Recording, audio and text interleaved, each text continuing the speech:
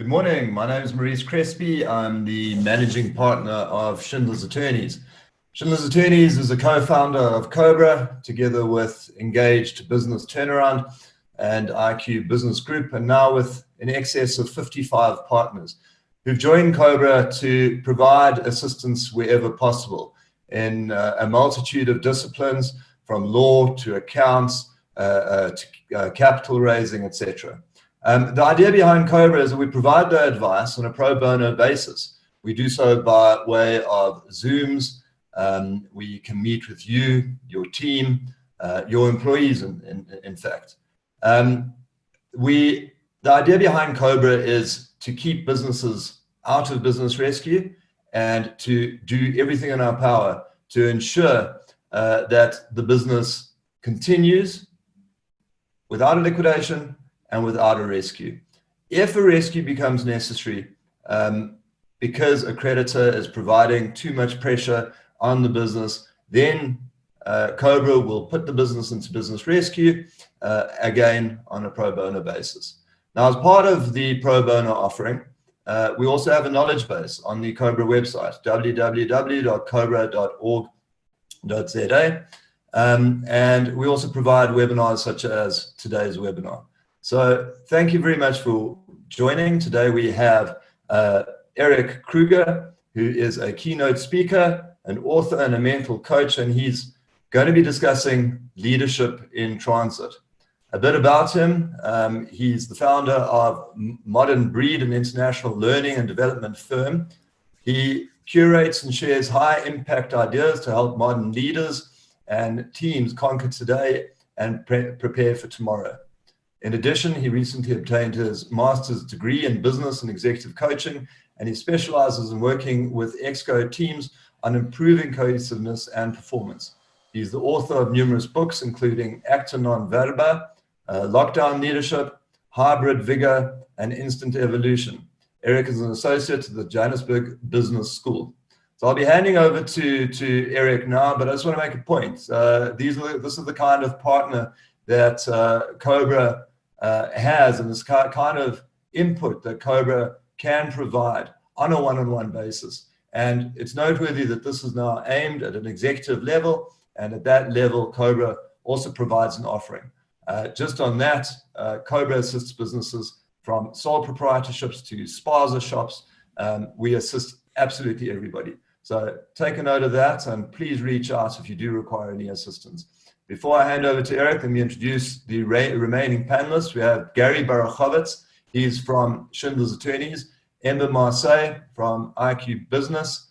Renee Klopper from IQ Business. And the CEO of IQ Business, Adam Kraker. Thanks for making the time today. That's absolutely great. And now over to you, Erik. Thanks so much for being here, Erik. Amazing. Thank you for the introduction, and thank you for having me. It's so great to be a part of this initiative. So thank you to everyone joining us for this morning. Just to make sure you can see my screen, it's like the mandatory check-in that you have to go through before you attend or present a webinar. My audio is coming through okay. My screens are coming through okay. All good. Yeah. All good. All right.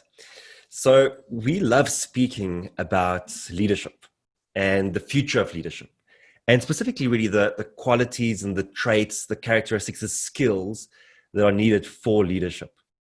And if you go do a bit of a Google search, you'll find that there are lists and lists of the skills, the character traits, the attitudes, the mindset that is required to be a leader, not only today, but into the future.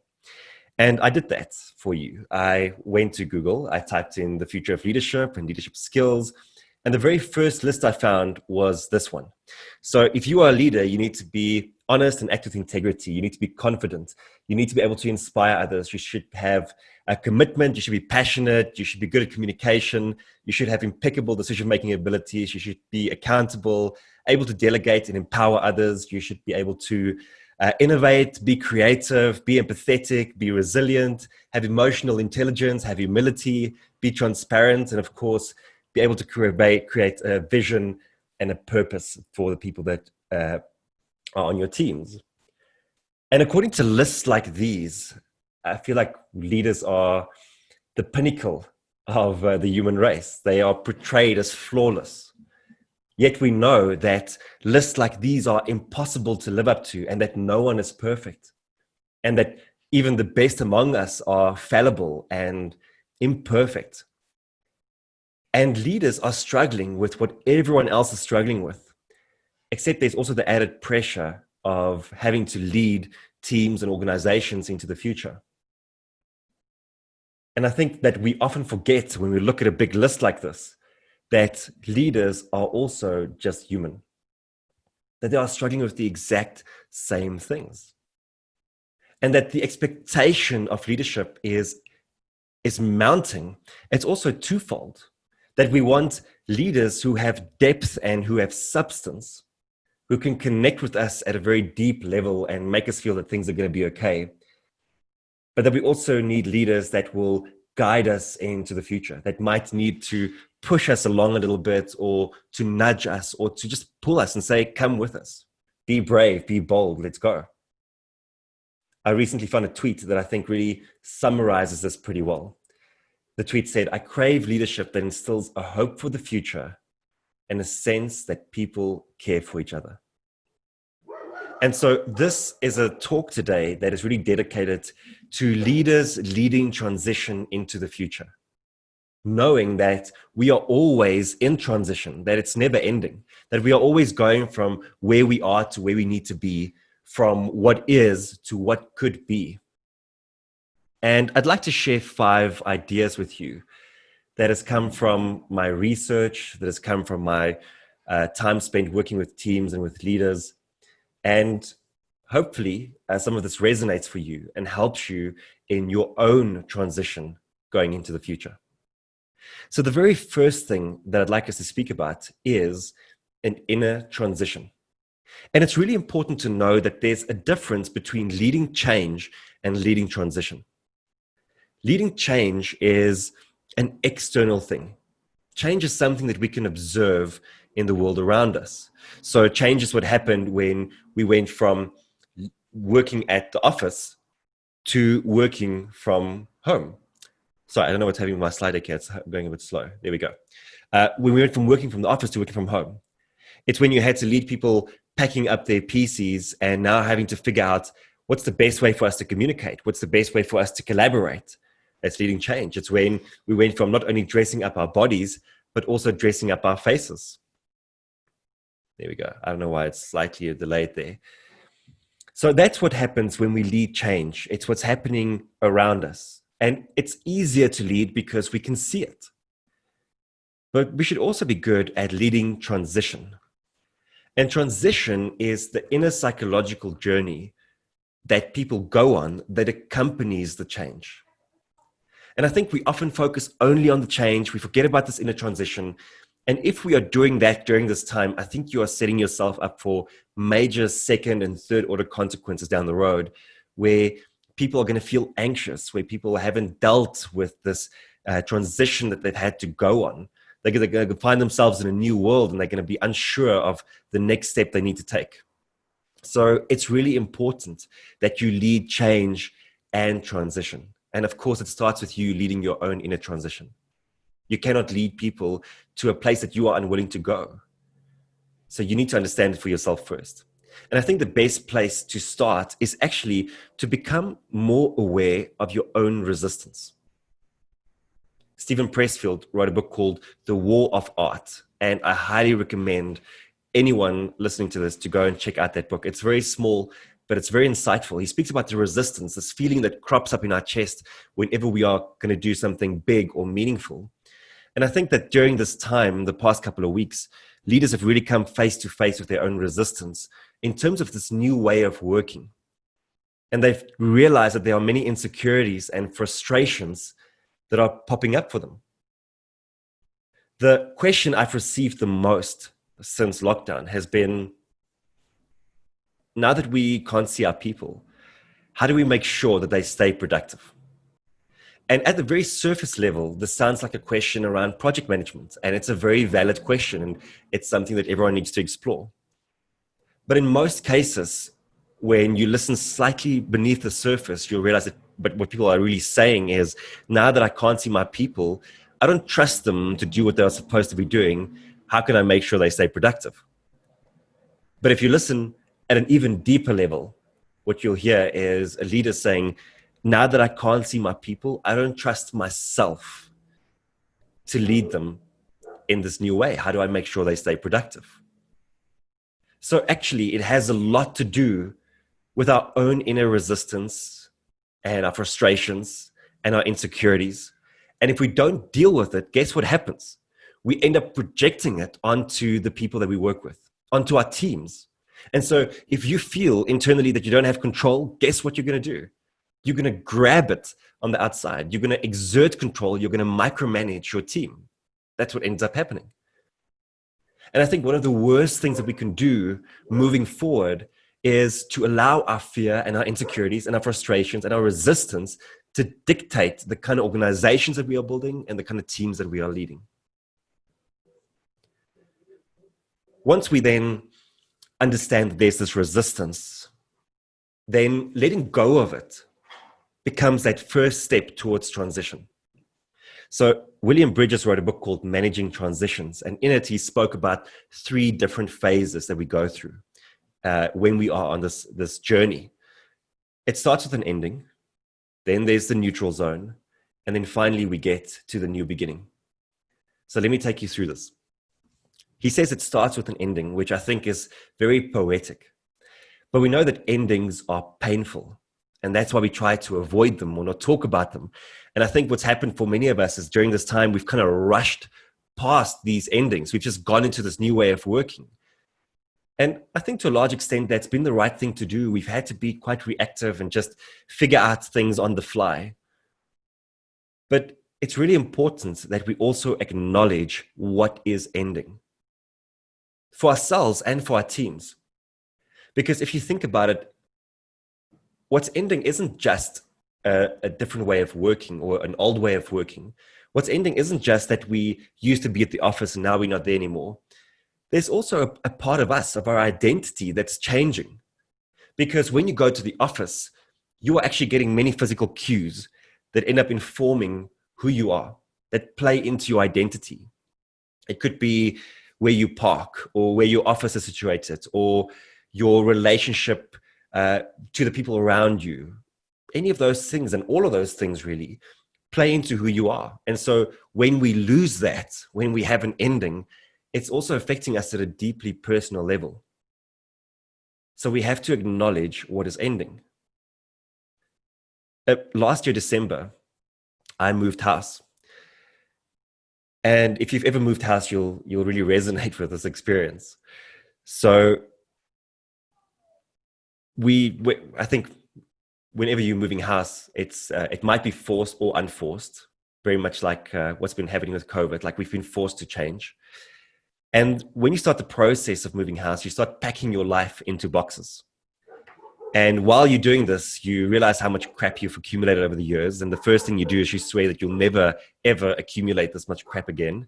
And of course, that doesn't happen.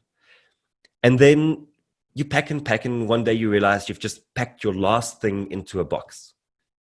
And then the trucks arrive and they cart away your entire life. And then you go through this process, this ritual, where you go room to room and you have one last look, you make sure that nothing has been left behind, and you flick off the switch and you close the door.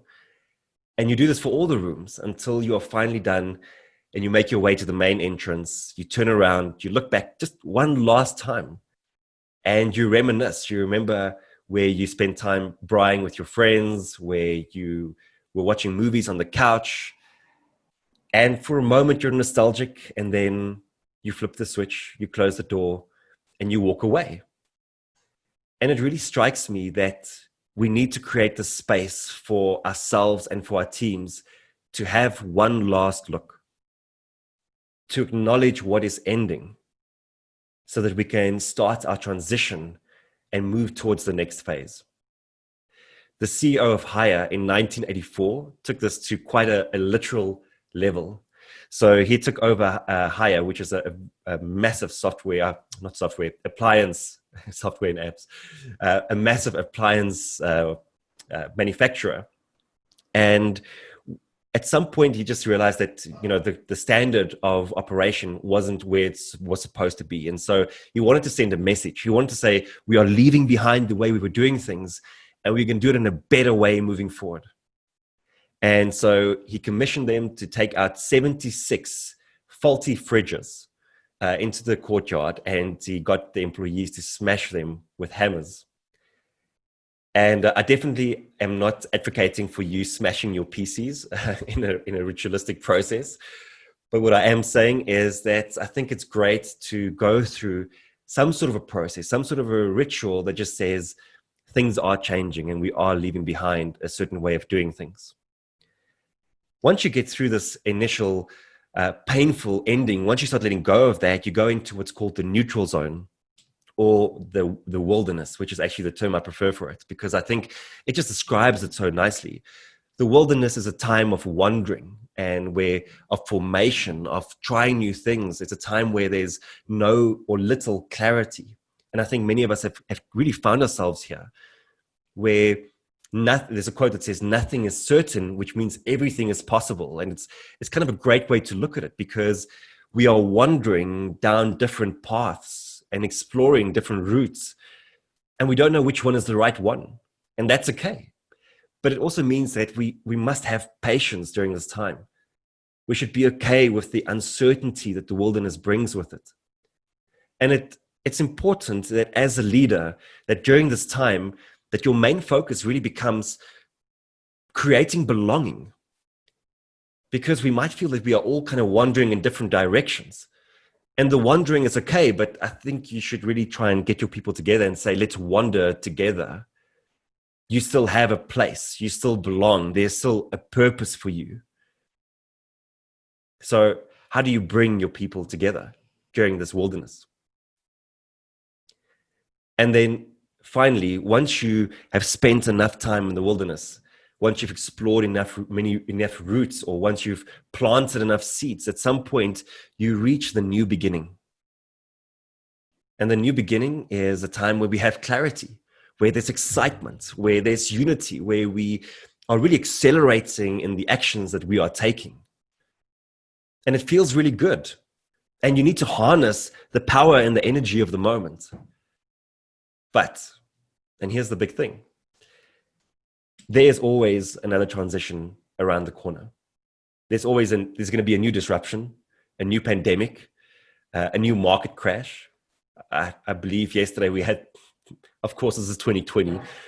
We had a case of the bubonic plague that has popped up. So there's always going to be a next thing. And Jordan Peterson said that you must dismiss the idea that you get to have permanent security. And I think that really speaks to this idea of transition, that even though there are some areas of your life where you might be in the new beginning, there are going to be other areas of your life where you might be in the wilderness, or there's an ending that's happening for you.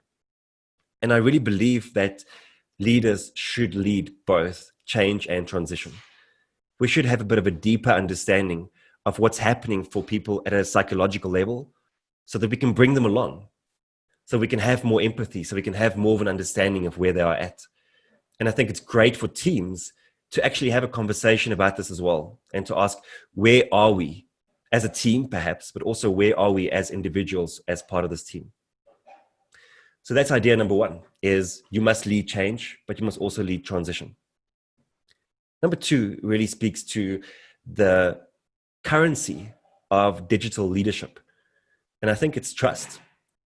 And if you think about it, it makes total sense. We know that a high trust culture brings with it many, many benefits. But we also know that when we can't see each other, perhaps trust becomes even more important. And it's quite simple. Like, if you think of someone that you distrust, what is the feeling that they create inside of you? Like, if I think of someone that I distrust and I think of them asking me to do something, I know that it's going to create hesitation for me and a very low level of commitment. So if you have me in your organization, it's not a good thing. But what if there's someone else in your organization who also doesn't trust you? And this trust just keeps spreading, with distrust just keeps spreading and spreading. It's one of the easiest ways that you'll end up destroying your organization. And we know that trust is something that we have to really cultivate. We have to create it. And what might be useful for you to know is that there are two different types of trust. The first is called affective trust. And this really speaks to how we feel about people. It's affectionate. And you can imagine that this is best created in a real world scenario where we get to meet each other face to face. I'm sure you've walked into a room at some point, and without having even spoken to someone all that much, you have an initial gut feel about whether you trust this person or not. So that's affective trust. The second is effective trust, and it's also called cognitive trust. And this really speaks to deadlines, to delivering your work at a high level of quality, to be competent in what you are doing. And you can imagine how this kind of trust is built pretty well online. But what it also means is that now, working in this digital environment, being on time, delivering on time, delivering to a high standard, being consistent with the way you show up, isn't just about productivity and effectiveness. It's actually a exercise in building trust. So the big question is, how do you build this? As a leader, are you spending time creating moments where you can build affectionate trust with your people? So this would mean scheduling time to speak to them when it's not just jumping straight into the work that needs to happen. Because one of the things that we know that's missing are those sort of serendipitous, like bump into each other moments that we have in the office sometimes, or a little bit of chatter before and after a meeting. And that very much gets lost when we are only jumping onto a call that is quite transactional in nature. So as a leader, how do you create effective trust? And then also, how do you create cognitive trust?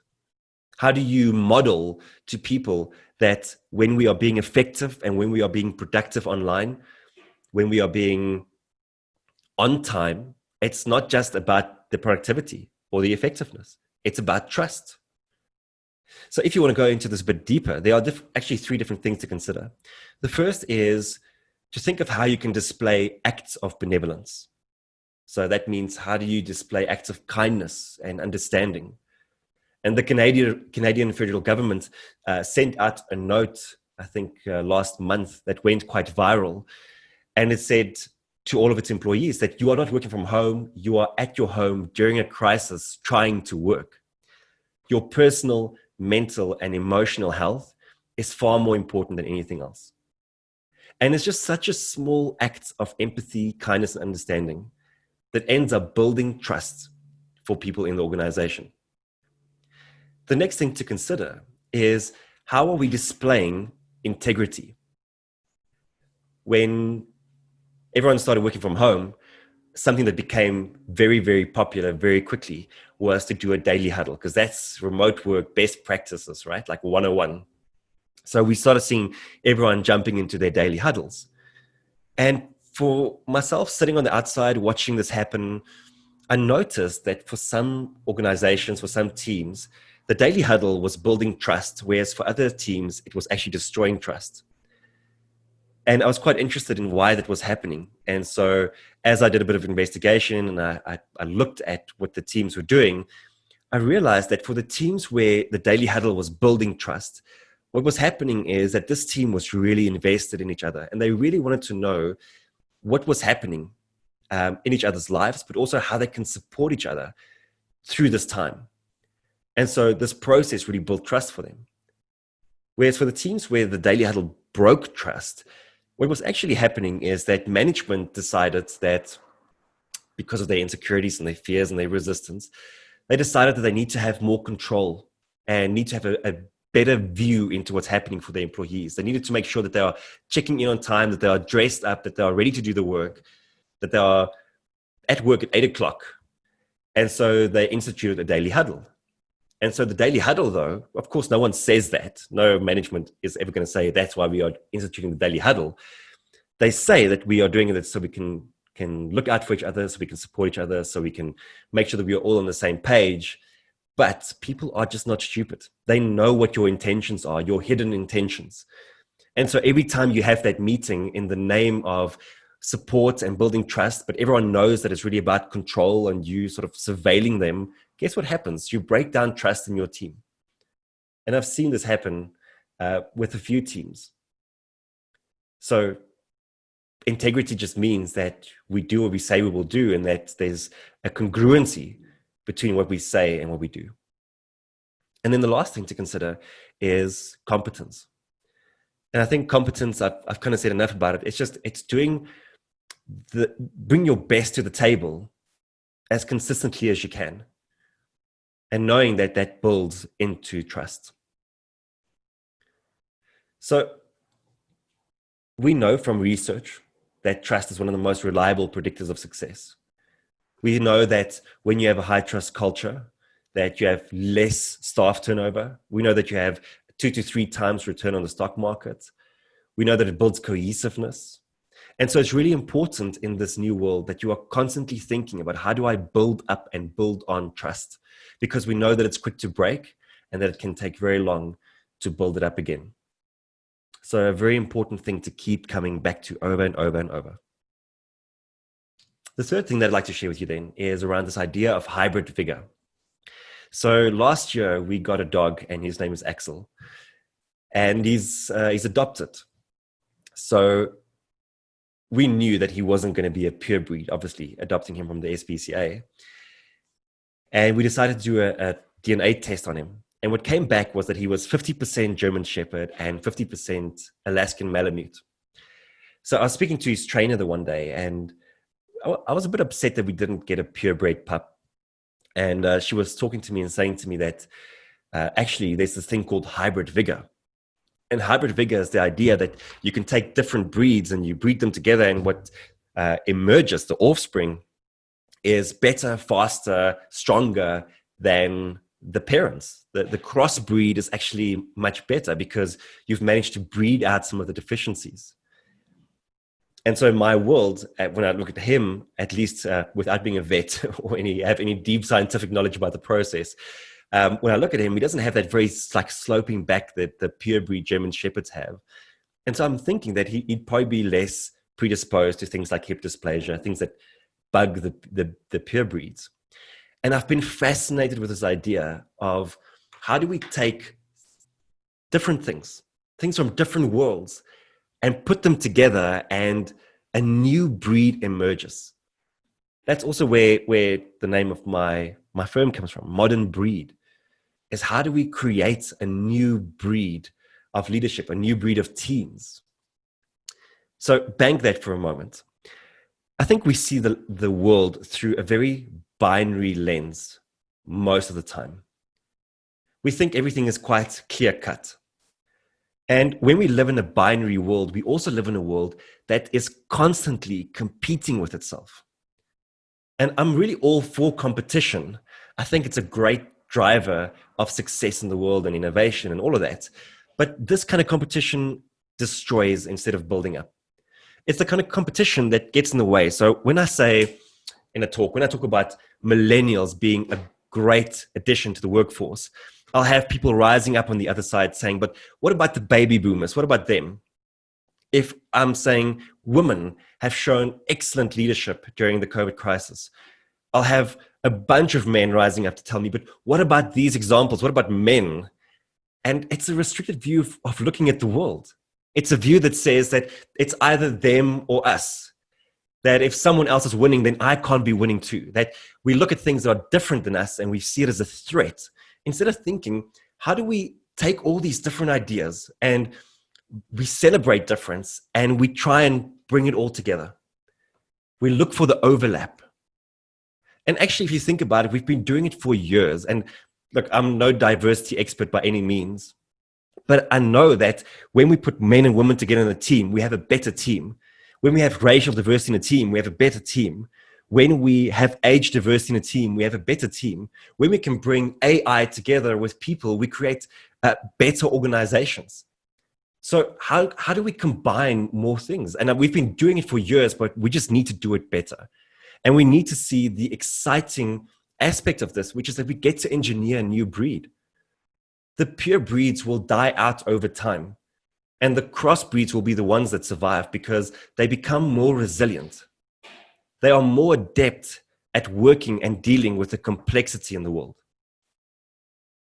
And I really think this is an important point to drive home.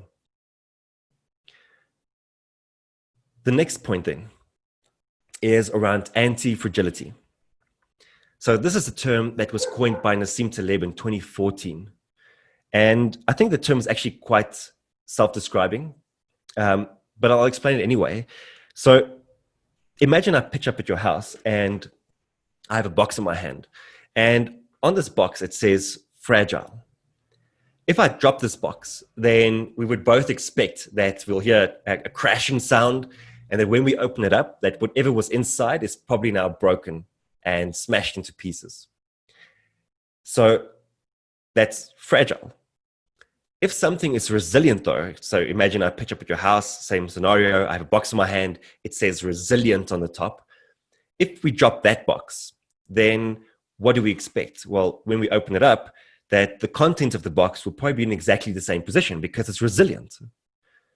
But if the box said anti-fragile on top of it, it might actually have another sticker next to it that says, please drop.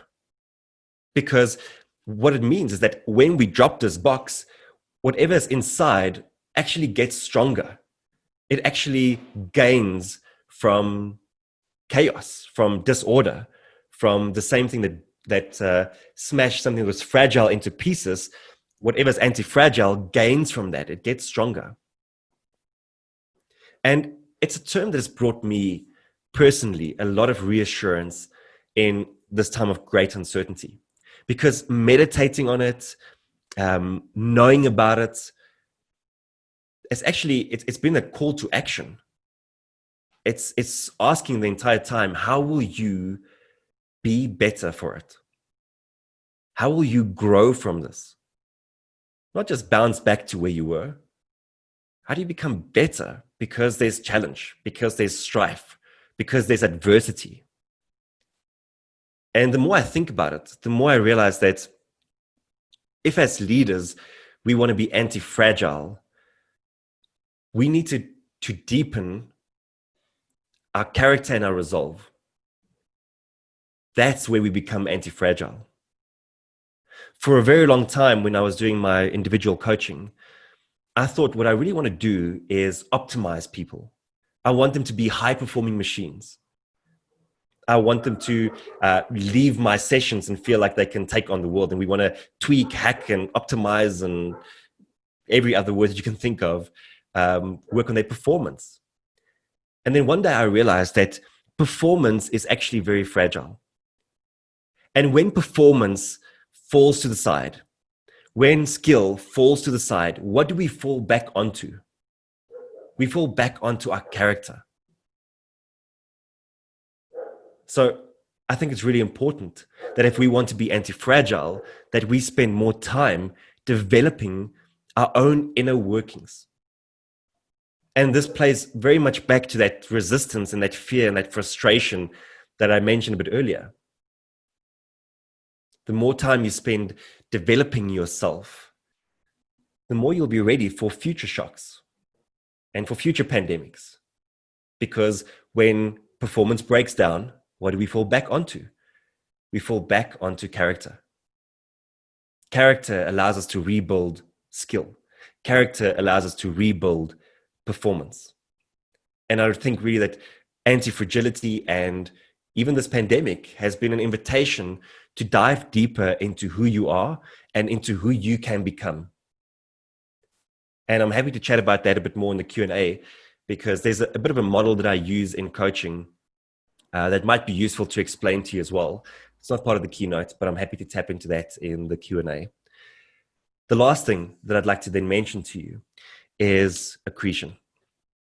So this is something that I spoke about in 2015. It's not a new idea. It's something that you've definitely heard about before. I just like the phrasing of this. So accretion is accreting the small decisions and the small actions that we engage with every single day, knowing that ultimately that gives us the lives that we have, the relationships we have, the businesses we have. And there's a quote that's just been seared into my mind from the keynote that I did back in 2015 already. And it came from a book by the name of Die Empty, written by an author called Todd. And the quote said, "No one charts a course to mediocrity, yet it's a destination of choice. It's chosen in small ways over time.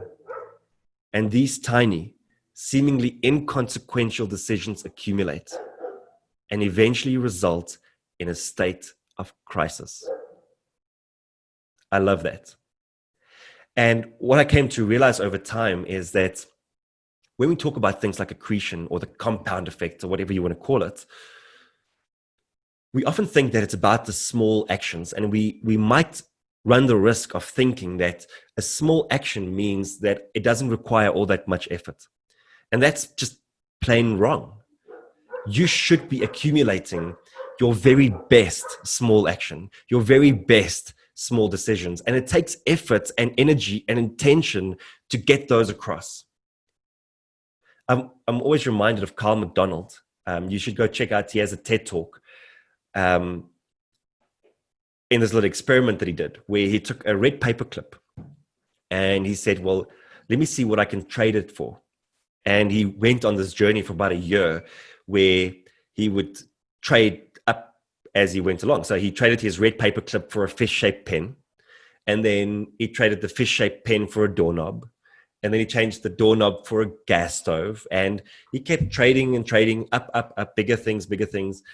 And then eventually his 13th trade, which I think was about a year down the line, his 13th trade was for a small role in a minor movie. And then his 14th and final trade was for a house, a small house that he then traded that movie role for. And I think that is the challenge here for us. And what I want to encourage you with is that when we really pay attention to our small decisions and our small actions, that we are always constantly trading up. And it might not always feel like that. It takes time. But when things are uncertain and when we are trying to lead people into the future, the very best thing we can do is just to take the next small best action and make the next small best decision, knowing that these things will end up ultimately accumulating. So I want to thank you for your time today and for your attention, which I know in this digital world is a really, really scarce and valuable commodity. So a quick recap is that you must lead change, but you must also lead the inner transition of the people that you are, that's on your team, that's in your organization, but also the inner transition for yourself. That what we are really trading in is trading in trust in this world where we can't see the people that we are leading. That it's important that we cultivate hybrid vigor. And hybrid vigor isn't just about diversity. It is about finding and attaching to different ideas, to things that are outside of your comfort zone, and asking, what does it look like for your organization to cultivate hybrid vigor, but also what does it look like for you as a person? And I think it means learning about different disciplines, engaging in different experiences, layering different skills on top of each other. And that's how you cultivate hybrid vigor.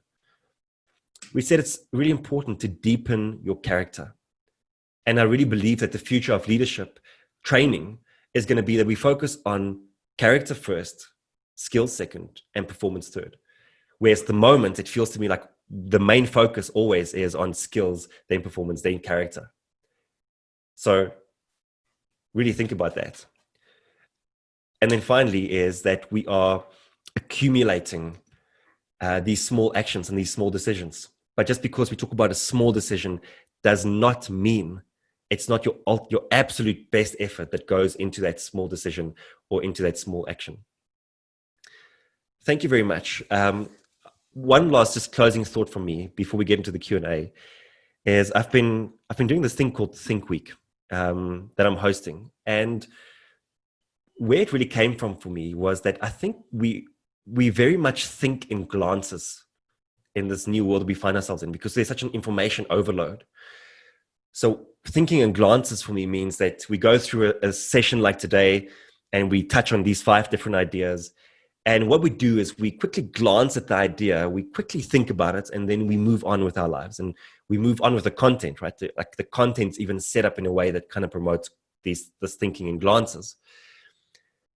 But there's real value to be found in sitting down with this content and actually integrating it into the way that you show up and running through this as an exercise for yourself and your team.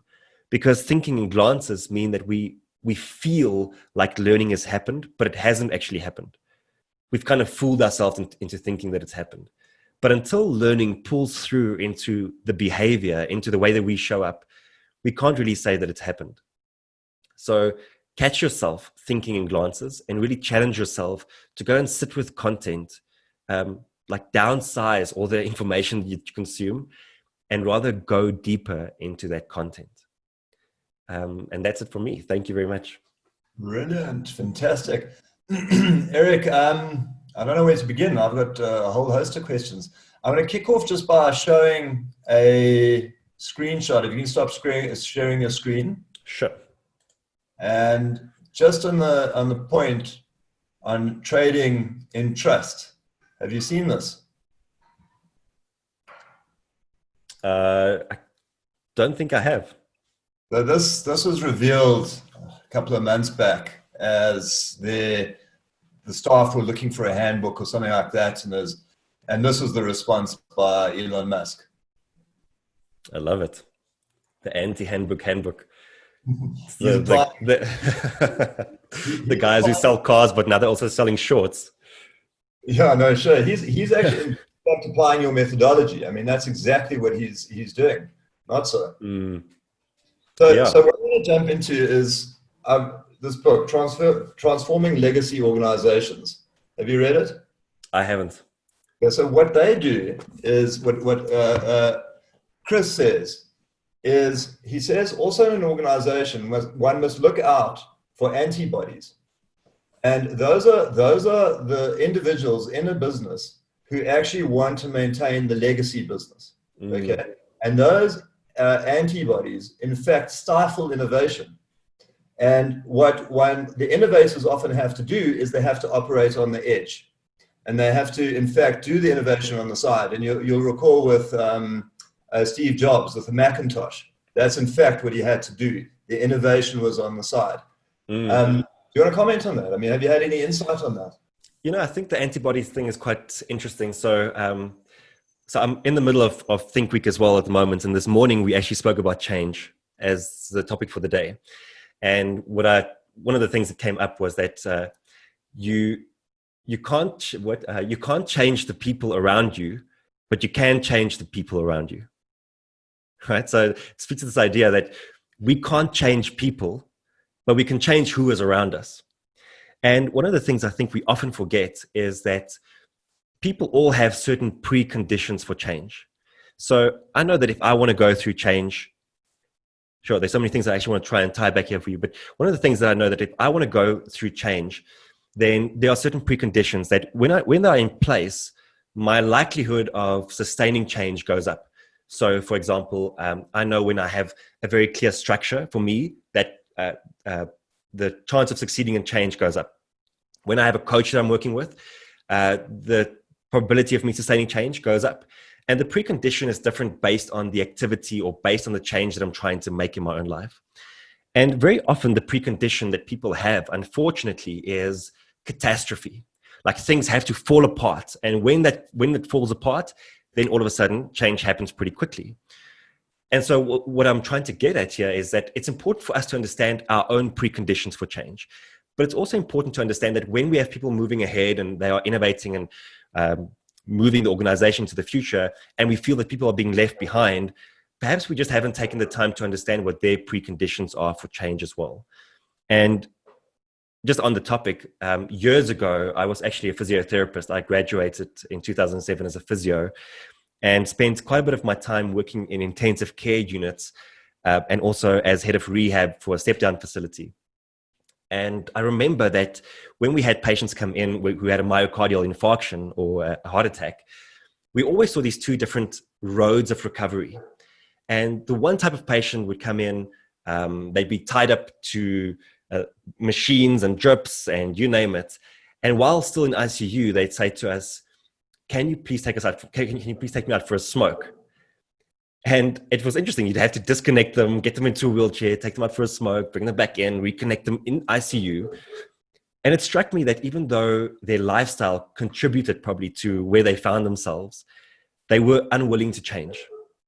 But then we had the second group of patients who came in and they had the heart attack. And while in ICU, you can see the cogs are turning and they almost overnight overhaul their entire life. They stop smoking if that was something they were doing before. They deepen relationships with friends and family. They start training, like total lifestyle overhaul.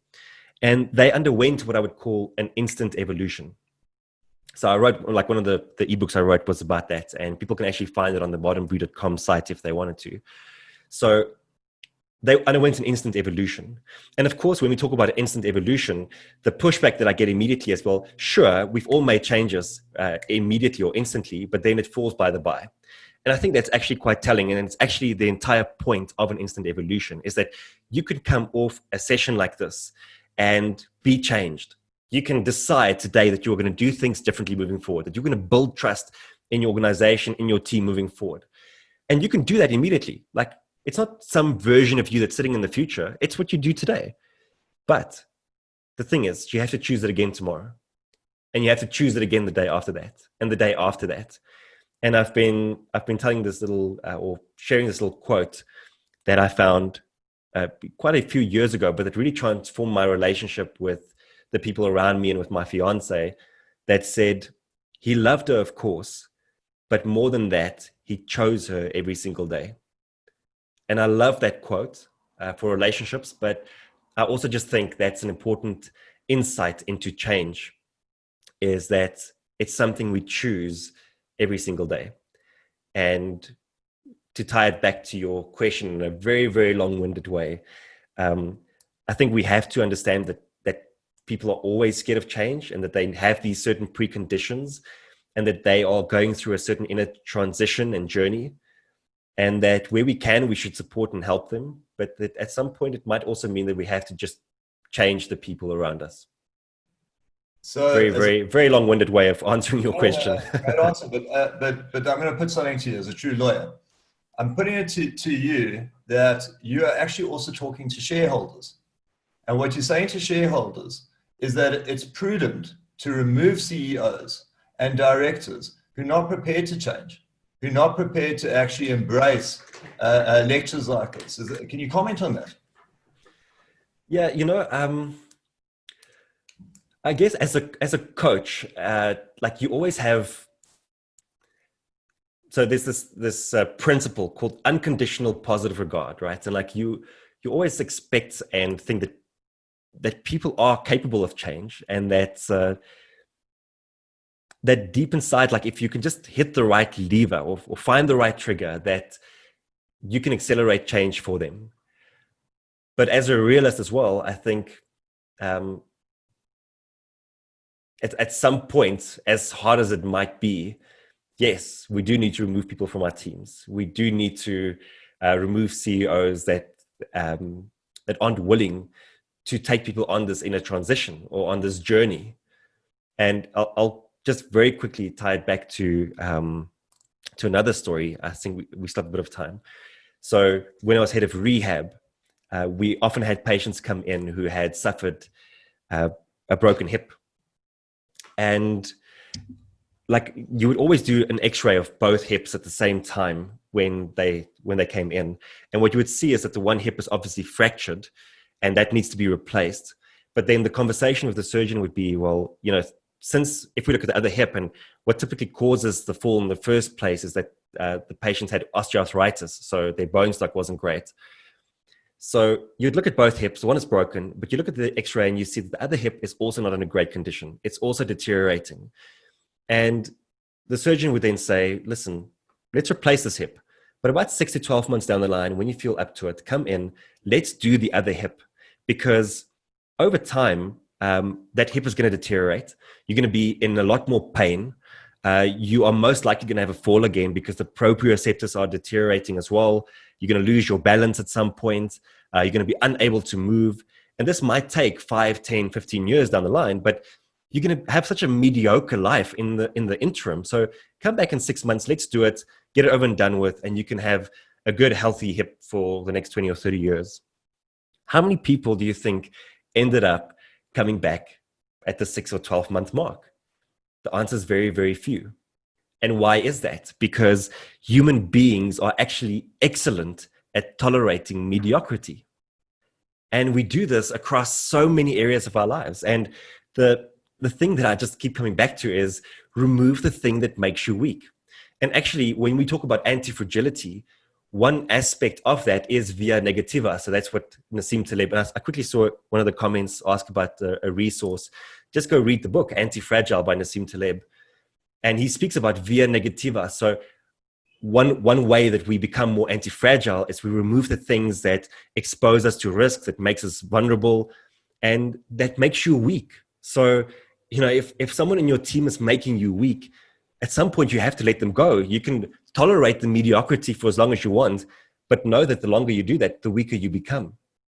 So yes, I think, again, in a long-winded way to answer your question, I'm always going to advocate for us trying to support people through change first. But if that doesn't happen, at some point, you need to remove what makes you weak. And if we think about the Burj Khalifa, highest tower in the world, 823 meters high, do we think that the people engineering that, who constructed that, like spared any time on or any cost or effort on creating the perfect foundation for the highest tower in the world? Obviously not, because they knew that if we want to play at the highest level, if we want to have be at the peak of engineering, then we can't have a foundation that's going to make us weak. So that's my very long-winded answer to that question. Thanks for that. Okay, so I've got another question, and I don't think you've addressed it, and it's something that I've encountered as managing partner, and that is that you witness two issues. One, people, obviously you want to have them be more efficient in the workplace. And the second is, if they have any problems, you want to address those problems, personal problems, psychological problems. Now on the latter, you mentioned mindfulness. That's a technique that can actually address that. But what I found is that you mention a technique like that, it's the microdose to fix the symptom. How do you get them to take the microdose? How does one actually, that's what I'm struggling with. You know, you don't. That's why those preconditions are so important. And, you know, perhaps a big thing that emerges is that we assume a coaching posture more and more in the conversation that we have. And that the idea becomes that through your questioning and through the conversation, there's no real push onto what might need to happen. Here's a suggestion for what I think might be something for you to consider, to try out, to experiment with. But ultimately, we almost need to remove the expectation that we can just change people. And we need to give them the space for them to explore and to find out for themselves that this is the way to go through. And, you know, like I mentioned, unfortunately, a precondition for many people is catastrophe, that things have to burn down before they make a change. And even then, sometimes that's not enough. But personally, I've never found that I've been able to tell someone, here's the microdose, go and take it, and they've actually done that. So the only way that eventually comes full circle is through long conversations, through unearthing what's happening for them, and eventually they come to the realization that this is the way I need to do, or this is the way I need to change and what I need to do.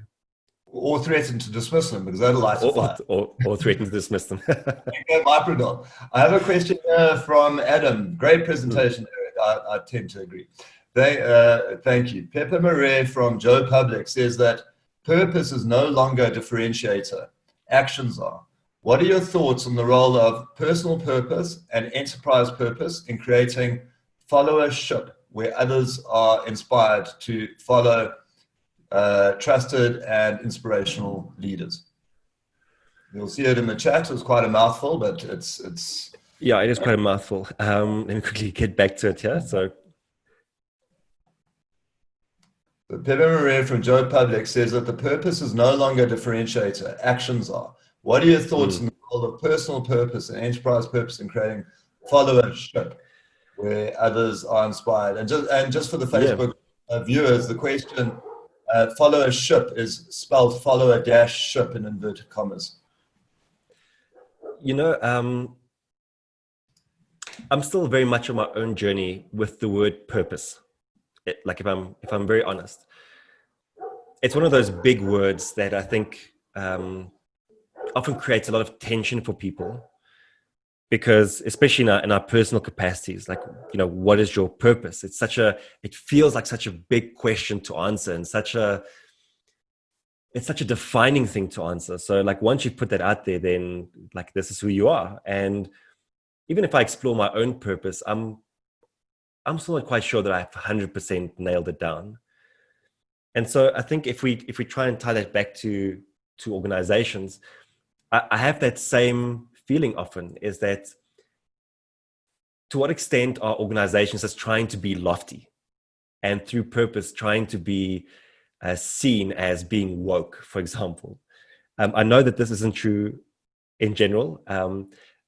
Like this is just my experience of purpose, that many times it's a facade and not something that we deeply understand, believe, and see through the organization, very much like a vision and a mission, all those things that we love to speak about.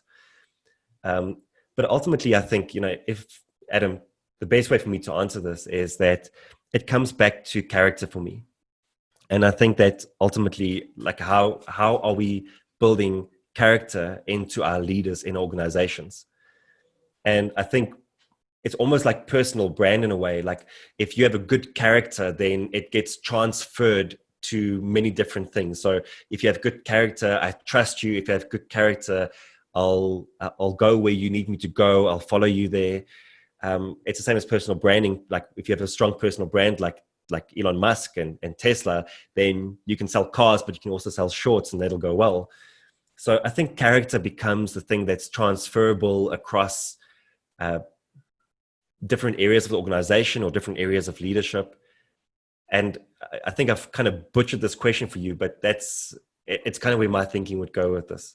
Is I'd be less concerned about purpose and more concerned with the character of the people that I'm following. Great.